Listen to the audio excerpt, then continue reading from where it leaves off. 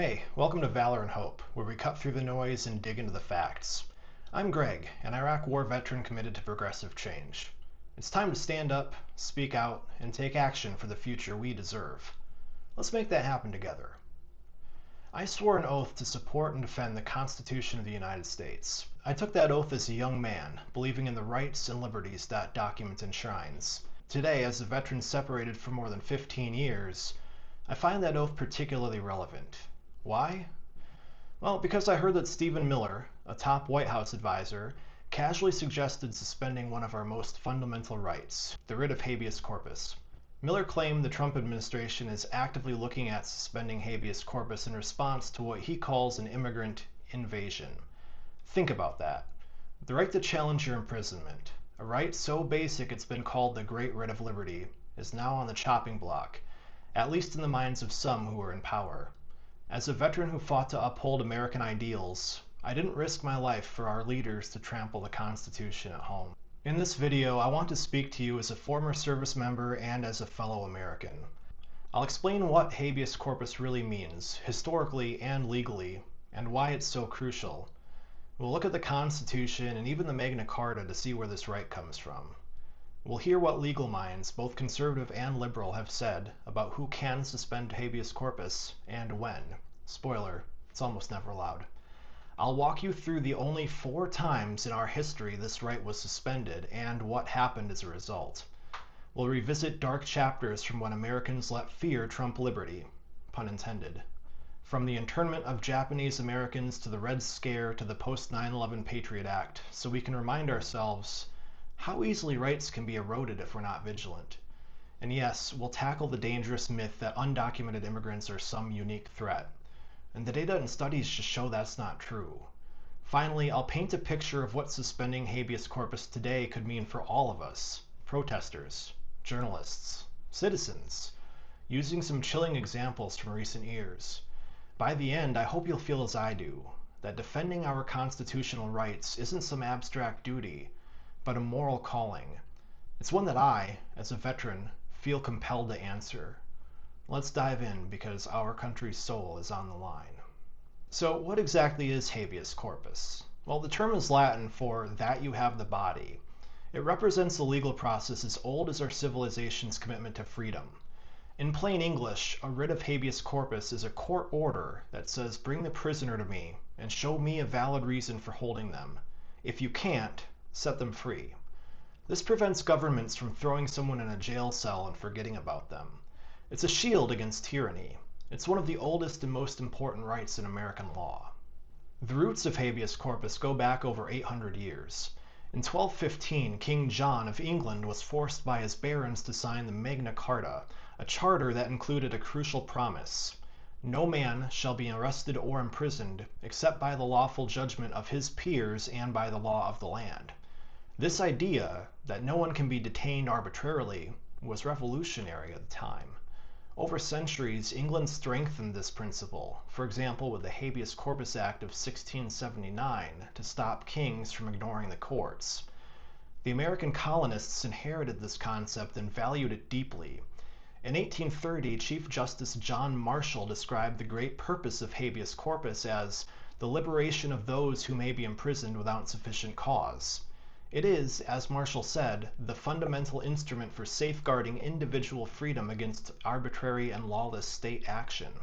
Our Constitution took this cherished principle and protected it.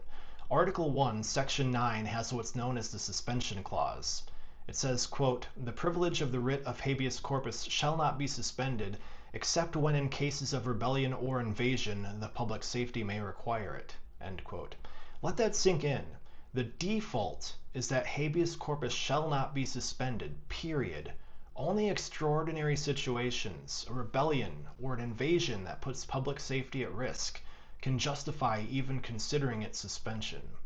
And this language was no accident. The founders, fresh from fighting a war against a king, were, quote, hell-bent on limiting to the most egregious emergencies the circumstances in which courts could be cut out of the loop, end quote, which is how law professor Stephen Vladek puts it. In other words, only in the direst of crises should the government even be thinking about doing what Stephen Miller is now casually suggesting. Now, when Stephen Miller said, "The Constitution is clear, the privilege of the writ of habeas corpus can be suspended in a time of invasion," he's referring to the suspension clause that we just discussed. But he's leaving out something crucial. The Constitution doesn't say who can suspend habeas corpus. It only gives the conditions that allow it. So can a president just wave their hand and do it? No. Almost every constitutional scholar agrees that only Congress has that power. The text of the Constitution puts this clause in Article 1, which is the section about Congress, not Article 2, which is the section about the president. Chief Justice Roger B. Taney faced this question during the Civil War. President Lincoln had tried to suspend habeas corpus unilaterally. So in the 1861 case of Ex parte Merriman, Taney ruled that the president had no authority to suspend the writ. That power lay with Congress alone. Taney wrote that he thought it was one of those points of constitutional law upon which there was no difference of opinion, admitted on all hands that the privilege of the writ cannot be suspended except by Congress. Lincoln basically ignored Taney's order during the crisis, but he knew he was on shaky ground until Congress later approved the suspension. Now we fast forward to modern times. Amy Coney Barrett, before she became a Supreme Court justice, was a respected law professor who studied the suspension clause. In 2014, she wrote that the power to suspend habeas is narrow and specific. I want to quote her directly since it's so on point. And I should note here that Barrett is hardly a left-wing liberal.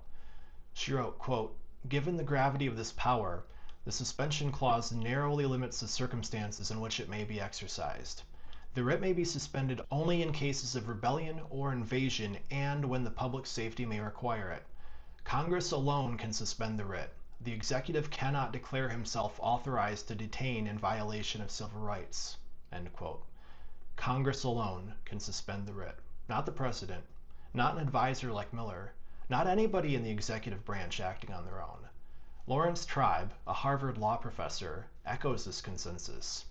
He bluntly said that President Trump's approach to the Constitution has been, quote, "a blitzkrieg on the law and the Constitution," end quote. And he said that Trump acts as if he can usurp powers reserved to Congress. On this issue, scholars across the spectrum agree. If there's any suspension to be done, it must go through Congress under the strict conditions that the Constitution sets. Stephen Miller either doesn't know or doesn't care about this. He spoke as if the president could just do it, referring to it as an option on the table. But Stephen Miller is wrong on the law, and he's wrong on the facts, as attorney Mark Elias responded on national TV. Elias said, "Congress has the authority to suspend habeas corpus, not Stephen Miller, not the president." Elias didn't mince words. He warned that Miller's stance is representative of a deranged authoritarian. Strong language, yes, but this is a fundamentally authoritarian move we're talking about. It betrays a mindset that the courts, the judicial check on power, should just get out of the way. Well, our Constitution has those checks for a reason, and experts from Chief Justice Taney to Justice Barrett to everyday people like me can remind Mr. Miller, no one is above the law, except Donald Trump. And you don't get to imprison people without oversight just because it's inconvenient to follow the law. Habeas corpus is so fundamental that in over 2 centuries, the United States has only suspended it on 4 occasions. Each time was during an extreme emergency, far from the routine immigration enforcement issue we have today. Let's briefly walk through those 4 episodes and talk about what happened. During the Civil War, facing the Confederacy's rebellion, President Abraham Lincoln suspended habeas corpus in various parts of the Union. He first did so in 1861 to allow the military to detain suspected rebel agents along critical railroad lines. When Chief Justice Taney, in Ex parte Merriman, challenged this, Lincoln essentially ignored the court. Congress later passed the Habeas Corpus Suspension Act in 1863, which retroactively authorized Lincoln's suspensions. During this period, thousands of Americans were arrested and held without trial. Over 13,000 civilians by some estimates. These included not just Confederate agents, but Northern journalists and politicians who were critical of Lincoln. The consequences were serious. While it helped Lincoln to suppress rebellion and dissent swiftly, it also led to widespread violations of civil liberties. Imagine that you're a newspaper editor somewhere in Ohio, and suddenly you're jailed for months just for criticizing the war. It was a desperate measure in our bloodiest war, and it remains hotly debated by historians and lawyers to this day. Then there's the Reconstruction. with the KKK insurrection. We fast forward 10 years. The Civil War is over. But in the South, white supremacist terror groups like the Ku Klux Klan are waging a guerrilla war against Reconstruction governments and newly freed black citizens. In 1871, President Ulysses S. Grant, working with Congress, took action. Congress passed the Ku Klux Klan Act, also known as the Civil Rights Act of 1871, which explicitly authorized the president to suspend habeas corpus in regions plagued by Klan violence. Grant used this power in October 1871, declaring 9 counties in South Carolina to be in a state of insurrection and suspending habeas corpus there. Federal troops poured in to round up hundreds of Klan members. The context here was essentially a domestic terrorism crisis, with armed bands of people killing citizens, largely black citizens and elected office holders, and defying the rule of law. The consequences of Grant's actions were significant. It effectively broke the back of the KKK in South Carolina, at least for a time. Many Klansmen were arrested and jailed. Some fled, and the violence subsided. Courts later prosecuted Klan leaders, and order was restored. Notably, this suspension was done with clear congressional approval and oversight, and it was targeted in scope at the time. It's largely viewed as a regrettable but necessary step to protect lives and the constitutional rights of black Americans, which the Klan was terrorizing. Even so, it stands as one of the very few times the federal government has suspended habeas, underscoring how extraordinary the situation was. The Philippine insurrection is less known but very telling. In the early 1900s, the Philippines was a U.S. territory, acquired after the Spanish-American War. In 1905, parts of the Philippines were plagued by violent insurgencies, organized bands of guerrillas who were resisting American rule. Under an act of Congress that allowed it, the territorial governor, with the president's approval, suspended habeas corpus in 2 provinces that year. The justification was to quell a local rebellion-like scenario in those areas.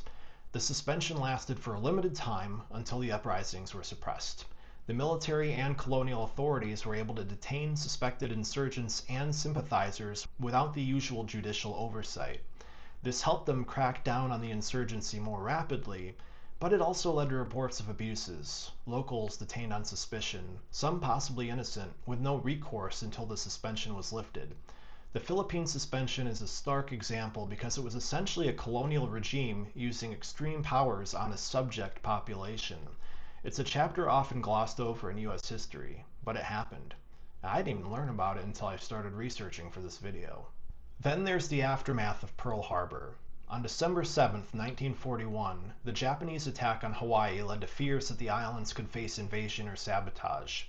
In response, the territorial governor, at the discretion of the U.S. military, suspended habeas corpus in Hawaii and declared martial law. The civilian government was essentially replaced by military rule for the duration of the war. Courts were closed. The military governed Honolulu and the other islands under emergency authority. For nearly 3 years, until 1944, people in Hawaii, including American citizens, could not seek writs of habeas corpus in civilian courts. The consequences were dramatic. Civilians were tried in military tribunals for offenses as minor as curfew violations. Daily life was under Army control. There were blackouts, checkpoints, censorship of mail, a complete military regime on U.S. soil. Once the immediate invasion fear subsided, many questioned why this martial law was kept for so long. After the war, in a case called Duncan v. Kahanamoku, the Supreme Court ruled that trying civilians in military courts in Hawaii was illegal, basically saying the extension of martial law went too far. And so during those critical years of World War II, habeas was effectively suspended in Hawaii. This was seen as an extreme but perhaps understandable reaction to a direct attack on American territory. However, it also coincided with one of the most shameful violations of civil rights in our history, which brings me to another point. While Hawaii's population lived under martial law, on the U.S. West Coast, the government was undertaking the mass internment of Japanese Americans. So each of these 4 instances was accompanied by intense debate and strong criticism in hindsight. In the Civil War and World War II cases, the government arguably overreached, detaining or controlling far more than necessary, punishing political dissent along with genuine threats. In the Reconstruction and Philippines cases, the suspensions were more targeted, but they still raise questions. But here's the common thread. Each time there was either a rebellion, an invasion, or a full-blown war happening. Lincoln faced the collapse of the Union. Grant faced domestic terrorists undermining federal law. The Philippines colonial authority faced an armed insurgency. Hawaii was attacked by a foreign power. These were life or death emergencies for the nation or the region, and even in these dire moments, America viewed suspending habeas as an extraordinary act to be used sparingly and supervised by Congress. So we need to ask ourselves, does undocumented immigration at our southern border rise to those levels? Is it a rebellion or an invasion where the public safety requires throwing out habeas corpus? Stephen Miller claims it is, but the facts, they say otherwise. Before I tackle the immigration issue head on, let's remember how fear has been used in the past to curtail civil liberties. Habeas corpus isn't the only right at stake when we panic. Often it's just the first domino. I want to recall a few examples where, in the name of national security or public safety, America committed serious injustices. These moments are now seen as shameful or regrettable. We need to hold them up as a mirror to what's happening now. And we can't forget about them. In the hysteria following Pearl Harbor, the US government decided to treat an entire ethnicity as suspect. President Franklin D. Roosevelt signed Executive Order 9066, and soon, over 120,000 people of Japanese ancestry, mostly US citizens living on our west coast, were forcibly rounded up and shipped to internment camps. These were men, women, children, families, who committed no crimes. They lost their homes, businesses, and freedoms because of their ethnicity. They were held for years behind barbed wire, under armed guard. And guess what? No writ of habeas corpus was even suspended for them.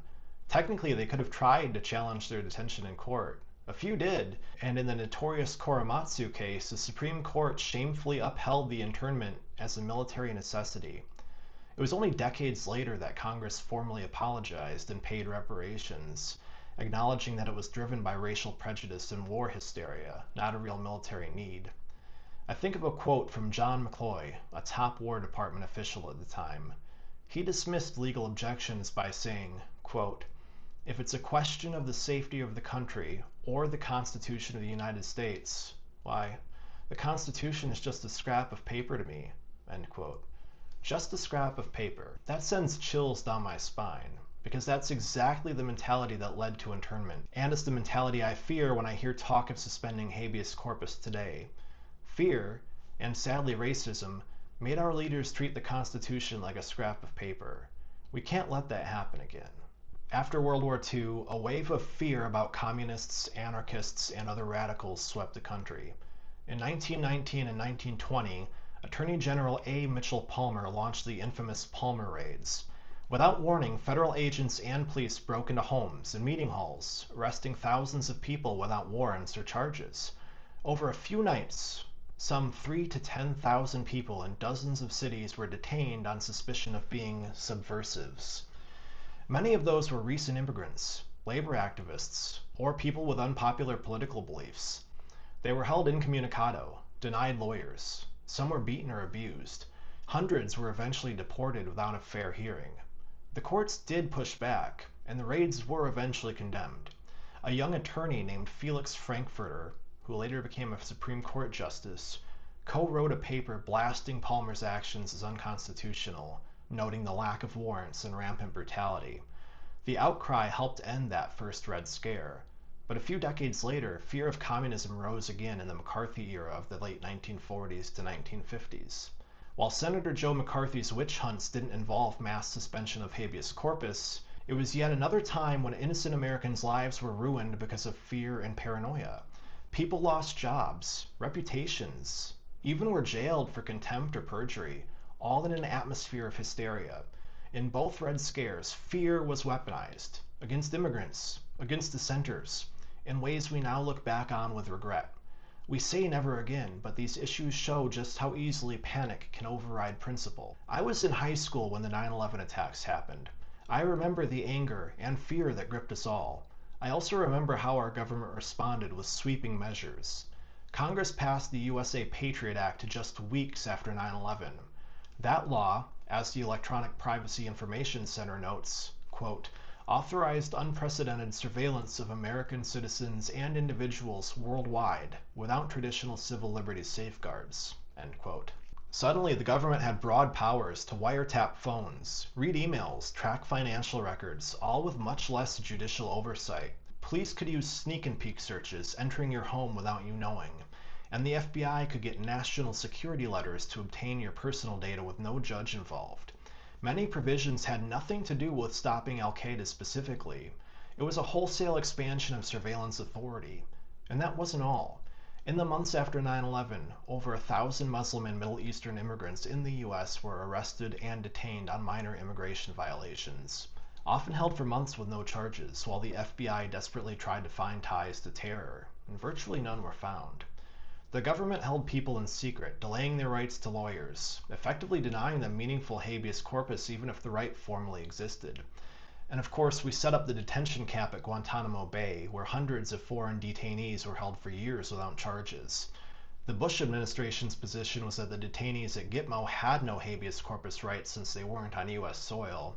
It wasn't until 2008 when the Supreme Court in Boumediene v. Bush said that even those detainees at Gitmo have constitutional habeas rights. So the war on terror showed again that when we're afraid, we have a tendency to cast the Constitution aside. It's taken constant vigilance by courts and activists to claw back some of those rights. For instance, parts of the Patriot Act have been sunsetted or reformed, and many wrongly detained individuals were eventually released. But even now, the surveillance state built in the name of fighting terror persists in many ways. We accepted intrusions that would have seemed unthinkable on September 10th, 2001. And this one feels personal to me because I was deployed during Operation Iraqi Freedom during the global war on terror. George W. Bush lied about weapons of mass destruction and sent troops overseas to topple a dictator that had nothing to do with 9/11. A few Iraqis had access to our base, at our laundromat, and our bazaar. I heard stories of their town and how life had become in Iraq. But those were the peaceful citizens. I also saw the insurgents who'd shoot rockets or mortars at us, or attack our base with suicide vehicle-borne IEDs. To this day, I often wonder about the state of the city I was deployed to. And while I had minimal impact on the war overall, that's an American injustice I directly had a hand in. The lesson from these historic examples is that fear is a powerful weapon. It's been used to justify the unjustifiable. Rights get curtailed by officials saying this is for your safety. They play on our fears of an enemy attack, of subversion from within, of terrorism, and in the heat of the moment, too often our country has just said, go ahead, do what you must. Only later do we see how we compromised our values and hurt innocent people. Right now, Stephen Miller and those who think like him want us to see undocumented immigrants as a terrifying danger, an invasion of bad actors so dire that we should set aside fundamental rights. They're stoking fear of a caravan at the border, or a refugee family as if they're an army at our gates. It's not true. It's demagoguery. And if we fall for it, we risk making the same kinds of mistakes we've made before. Let's address the lie head on. The notion that undocumented immigrants are so dangerous that we should strip away legal rights to stop them. You've heard the rhetoric. Rapists and murderers. Gang invasion. Etc. It's a narrative of fear. But we must not make policy from feelings and falsehoods. We need to look at the facts. Numerous studies by academics and think tanks across the political spectrum have examined the link between immigration and crime. Time and again, these studies have found no evidence that immigrants commit more crime than native-born Americans. In fact, often the evidence shows the opposite. According to a recent Reuters summary of the research, quote, a range of studies have shown that immigrants do not commit crime at a higher rate than native-born Americans, end quote. When it comes specifically to immigrants here illegally, studies still find no higher crime rate. Let me highlight a few reputable findings. A 2018 meta-analysis in the Annual Review of Criminology looked at more than 50 studies from 1994 to 2014 on immigration and crime. Their conclusion? There's no significant relationship between immigration, including illegal immigration, and increased crime. If anything, many high immigration areas saw lower crime rates. A 2020 study in the Proceedings of the National Academy of Sciences focused on Texas, a state with detailed data distinguishing native-born, legal immigrant, and undocumented immigrant populations. This peer-reviewed study found that undocumented immigrants had a lower felony arrest rate than native-born U.S. citizens in Texas. They also found no evidence that undocumented immigrants were committing more crimes over time. No crime wave was associated with illegal immigration. In Texas, undocumented people were less likely to be arrested for violent crimes than native-born Americans. The Cato Institute, a libertarian think tank, has published analyses using conviction and incarceration data. In one study using 2012 to 2018 data from Texas, Cato's researcher found that the criminal conviction rates for illegal immigrants for crimes like homicide, sexual assault, and larceny were significantly lower than the rates for native-born Americans. In plain terms, a native-born American in Texas was more likely to commit and be convicted of a crime than an undocumented immigrant was. A 2024 National Bureau of Economic Research paper looked at 150 years of data and found immigrants had lower incarceration rates than native-born Americans going all the way back to 1870. Being an immigrant, documented or not, simply isn't associated with more crime in America. It never has been. These findings might surprise some people who have been inundated with scary anecdotes from Trump or his team, but that's why we have data, to separate outliers from overall trends. Are there individuals among immigrant populations who commit terrible crimes? Of course, just as there are individuals among any population who do. No one is excusing that or suggesting we shouldn't punish those individuals to the fullest extent of the law. But to claim that undocumented immigrants as a group pose such a unique, terrible threat that we must suspend core constitutional rights, that's disproven by the research. Perhaps that's due to the fact that most undocumented immigrants come here to seek work and a better life, not trouble. And if they find themselves tangled up in criminal encounters, well, they just draw more attention to themselves. So when Stephen Miller calls what's happening an invasion and tries to tie migrants to a national security emergency, he's engaging in demagoguery unsupported by facts. Two federal judges, one who was appointed by Trump, recently struck down the administration's attempt to use the Alien Enemies Act against alleged gang members, precisely because the administration couldn't prove that any actual invasion or public danger existed. The court saw through the hyperbole. We should too. So in case it isn't clear yet, undocumented immigrants aren't an invading army. They're not an existential threat to our nation. They're human beings, some of whom are fleeing violence, others who are seeking opportunity. Yes, they broke our immigration laws, which is a civil violation, not a felony.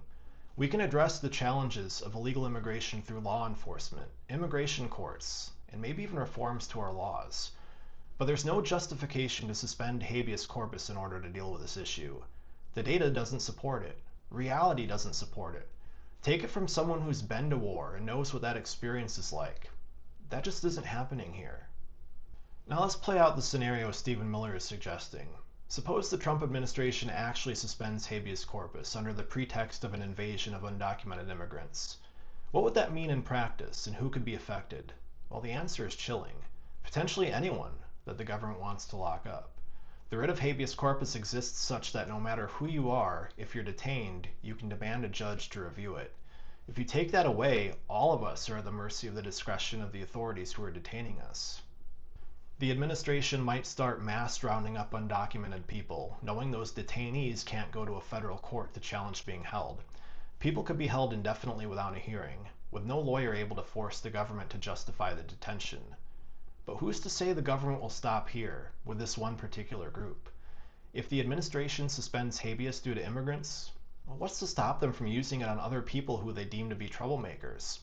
We've already seen where the federal government tests the limits of its power on protesters. In the summer of 2020, during protests against police brutality in Portland, Oregon, federal officers in camouflage with no badges were driving around in unmarked vans snatching protesters off the street. It sounds like a conspiracy theory, but it was well documented. People not near federal property were suddenly grabbed by men with guns who did not identify themselves. They were thrown into vehicles, detained, and questioned without any clear charges.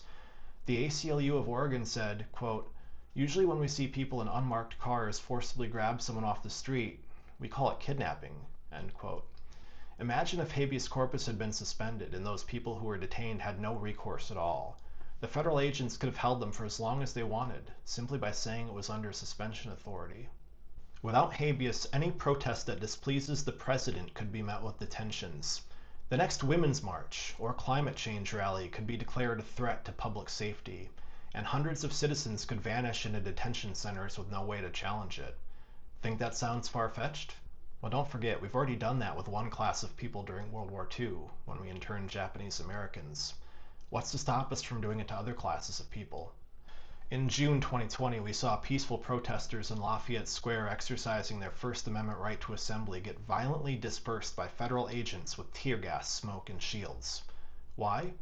Well, so the president could walk over to get a photo op. If that level of force was used to clear a park of peaceful protesters, think what could be done to silence dissent entirely if the executive branch knows detainees have no habeas rights. We rely on journalists to report abuses, especially when the government overreaches. It's one of the main reasons why Donald Trump hates the media and tries as hard as he can to convince his supporters that they're fake news networks, who just sit around and make things up about him all day long. If habeas is suspended, journalists themselves could be targeted for detention. We've heard Trump's constant attacks on the press, calling them enemies of the people, etc. In a habeas-free regime, someone they deem to be a nosy reporter could be held or have their notes or sources seized under the guise of national security. One might think, surely they'd never use this power on citizens. Well, Lincoln did. U.S. citizens were among those 13,000 arrested during the Civil War. He also suspended some rights to freedom of speech and of the press. If habeas is suspended, what's to stop the Trump administration from arguing that they can detain any person suspected of aiding the invasion? Maybe that means a citizen accused of sheltering undocumented immigrants, or an activist organizing aid for migrant families. Maybe it means a lawyer representing immigrants. That's why suspending habeas is so rare and extreme. It's saying, for this limited emergency, we're not following the Constitution's usual safeguards. If you think that power wouldn't be abused or stretched, well, I guess I admire your optimism. It's not hard to see why this is happening.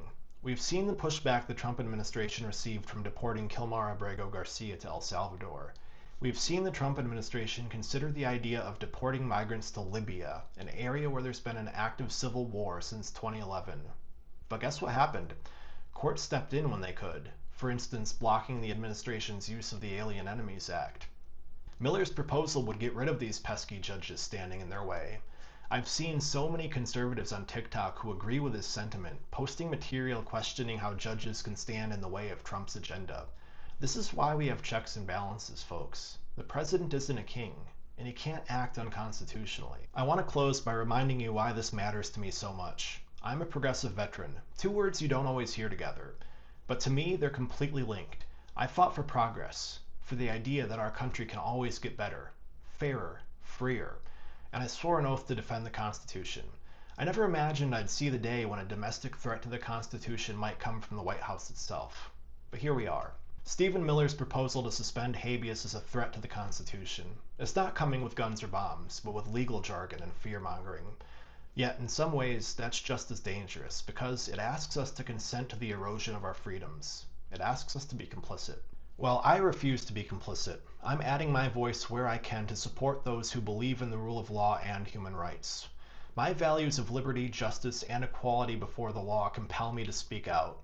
And I want to be clear here. When I discuss the Trump administration being a domestic threat to the Constitution, I am in no way attempting to incite or condone violence. I am a nonviolent person who believes in peaceful protest and legal recourse to approach issues like this. Additionally, if we have instances of violence or violent protests, the Trump administration can and will use that against us with the rhetoric that our side is violent and dangerous. We can't afford to give them that ammunition, so please do not resort to violence.